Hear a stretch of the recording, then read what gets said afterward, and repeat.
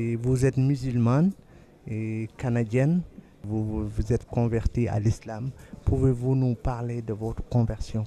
Quelles sont les étapes que vous avez faites jusqu'à vous convertir à l'islam? Salam alaikum.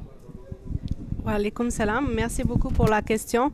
Donc, en fait, ça a commencé en 2011. En 2011, j'ai connu Cheikh Suleiman, qui est un musulman pratiquant. Et c'est à ce moment-là que je me suis posé beaucoup de questions parce que je voyais pour la première fois dans ma vie quelqu'un pratiquer sérieusement une religion.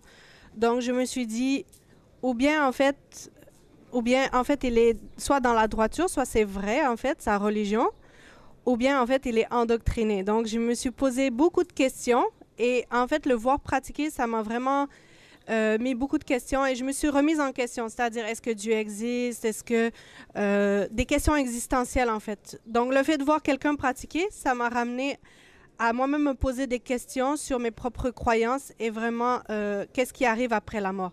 Donc c'est à ce moment-là en fait que j'ai commencé à faire des recherches. Mais évidemment, bon, j'ai fait des recherches sur toutes les religions. Donc j'ai commencé par ma propre religion que mes parents m'avaient donnée, donc le christianisme.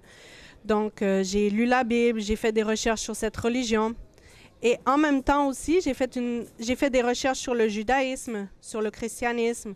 J'ai fait aussi des recherches sur l'islam. Et quand j'ai commencé à lire le Coran et que j'ai commencé à avoir beaucoup d'informations sur l'islam, j'ai trouvé que c'était trop évident que c'est la vérité. Pourquoi? Parce que, en fait, pour moi, un prophète ne peut pas être un fils de Dieu.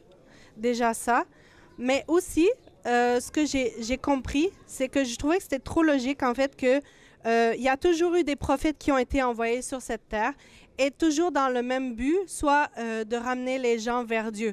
Donc pour moi, c'était logique qu'il n'y ait pas un prophète en particulier pour une communauté en particulier, mais qu'il y a eu plusieurs prophètes qui ont été envoyés toujours avec le même message. Donc pour moi, ça faisait trop de sens que oui, Jésus, prophète, a été envoyé, mais aussi le dernier prophète de l'islam, Mohammed sallallahu alayhi wa sallam. Donc ça faisait trop de sens pour moi.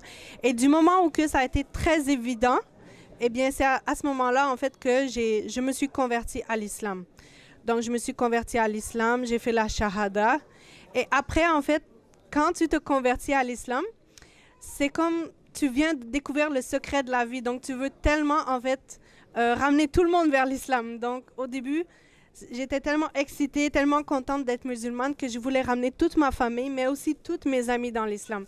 Et malheureusement, bon, j'ai vu que c'était pas aussi simple que ça de ramener les gens vers l'islam. Mais quand même, je voulais que les gens puissent au moins se questionner sur leur propre religion, sur leur propre foi. C'est-à-dire, est-ce que vraiment ce que mes parents m'ont donné comme religion, est-ce que vraiment c'est ça la vérité? Donc, je pense que c'est une question très importante que chaque personne doit se poser, à savoir est-ce que vraiment je suis dans la vérité ou non. Et pourtant, Dieu a envoyé plusieurs prophètes, il y a plusieurs livres aussi, donc je pense que chaque individu doit faire l'effort de faire des recherches pour connaître la vérité dans cette vie.